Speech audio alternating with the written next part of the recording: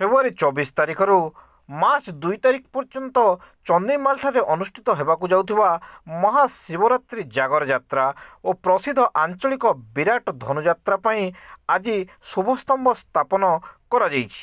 ଗ୍ରାମର ଉମାଶଙ୍କର ମନ୍ଦିରରୁ ବାହାରି ଗ୍ରାମଦେବୀଙ୍କ ମନ୍ଦିର ପର୍ଯ୍ୟନ୍ତ ଶୋଭାଯାତ୍ରାରେ ଗ୍ରାମବାସୀମାନେ ଯାଇଥିଲେ। ସେଠାରେ ମନ୍ଦିରର ପୂଜକ ବାଞ୍ଛାନିଧି ହୋଇ ଦେବୀଙ୍କୁ ପୂଜାର୍ଚ୍ଚନା କରି ଯାତ୍ରା ପାଇଁ ଶୁଭକାମନା କରିଥିଲେ।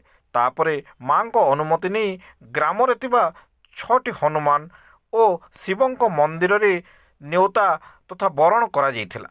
ତାପରେ ମଥୁରା ନଗରୀ ରାଜଦରବାରରେ ଶ୍ରୀ ରୋମାଞ୍ଚ ରୋହିଦାସ ଓ ଶ୍ରୀମତୀ ପାର୍ବତୀ ରୋହିଦାସ କର୍ତ୍ତା ଭାବେ ଯୋଗ ଦେଇଥିଲେ ଓ ଗୋପପୁର ତଥା ନନ୍ଦ ଦରବାରରେ ଶ୍ରୀ ଗୁରୁଚରଣ ରୋହିଦାସ ଓ ଶ୍ରୀମତୀ ଗେଲ ରୋହିଦାସ କର୍ତ୍ତା ଭାବରେ ଯୋଗ ଦେଇଥିଲେ।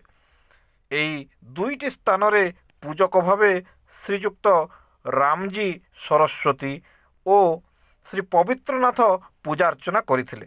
ଏହି ଶୁଭ ମୁହୂର୍ତ୍ତରେ କମିଟିର ପ୍ରେସିଡେଣ୍ଟ ଶ୍ରୀ ପ୍ରମୋଦ କୁମାର ପ୍ରଧାନ, ସେକ୍ରେଟାରୀ ପରଶୁରାମ ରୋହିଦାସ, କୋଷାଧ୍ୟକ୍ଷ ଲିଙ୍ଗରାଜ ରୋହିଦାସ ଓ କମିଟି ମେମ୍ବର କାହ୍ନା, ରିଙ୍କୁ, ବବଲୁ, କ୍ଷୀରୋଦ, ଟିଙ୍କୁ, ପ୍ରଶାନ୍ତ, ଗୁରୁଦେବ, ଭୂମର ଇତ୍ୟାଦି ପ୍ରମୁଖ ଭାବେ ଯୋଗ ଦେଇଥିଲେ ଏବଂ ଗୋପପୁରର ନିର୍ଦ୍ଦେଶକ ଶ୍ରୀ ପଞ୍ଚାନନ ବିର୍ତିଆ, ବରଗଡ଼ ବିଶ୍ୱପ୍ରସିଦ୍ଧ ଧନୁଯାତ୍ରାରେ ମଧୁମଙ୍ଗଳ ଭୂମିକାରେ ଅଭିନୟ କରିଥିବା ସୁନାମଧନ୍ୟ କଳାକାର ଓ ସହନିର୍ଦ୍ଦେଶିକା ସୁଶ୍ରୀ ଯୁଗେଶ୍ୱରୀ ରୋହିଦାସ ଭାବରେ ଯୋଗ ଦେଇଥିଲେ।